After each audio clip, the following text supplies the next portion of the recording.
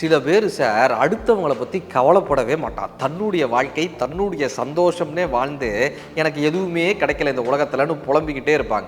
ஒரு ஆசிரியர் என்ன பண்ணுறாரு, மாணவர்கள் எல்லாத்தையும் அழைச்சி எல்லார் கையிலையும் ஒரு பலூனை கொடுக்குறாரு. எல்லாருலேயும் பலூன்லேயும் அவங்களுடைய பேர்கள் எழுத சொல்கிறாரு. எல்லா பலூன்களையும் பறக்க விடுறாரு.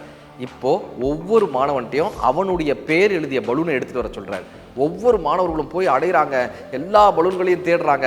அந்த பக்கம் ஒரு பெரிய கலவரமே ஏற்படுது. 15 நிமிடம் ஆகுது, 20 நிமிடம் ஆகுது. அந்த மாணவர்களால் அவர்களுடைய பேர் எழுதிய பலூனை எல்லா மாணவர்களாலையும் எடுக்க முடியல. இப்போ அந்த ஆசிரியர் சொல்கிறாரு, உங்களுடைய கைகளில் எந்த பலூன் கிடைக்குதோ அதில் யார் பெயர் எழுதியிருக்கோ அவங்க கிட்ட போய் கொடுங்க.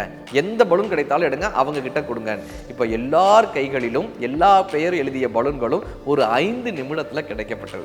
இதுதான் பிரபஞ்ச நியதின்னு அந்த ஆசிரியர் கற்றுக் கொடுத்தார். நீங்கள் எப்பொழுது அடுத்தவர்களுக்கு கொடுக்க நினைக்கிறீர்களோ அப்பொழுதுதான் உங்களுக்கு கிடைக்க வேண்டியது தானாய் கிடைக்கும்னு அந்த ஆசிரியர் கற்றுக் கொடுத்தார். கடமை இருந்தால் வீரனாகலாம், கருணை இருந்தால் வள்ளலாகலாம், பொறுமை இருந்தால் மனிதனாகலாம், இந்த மூன்றும் இருந்தால் தலைவனாகலாம்.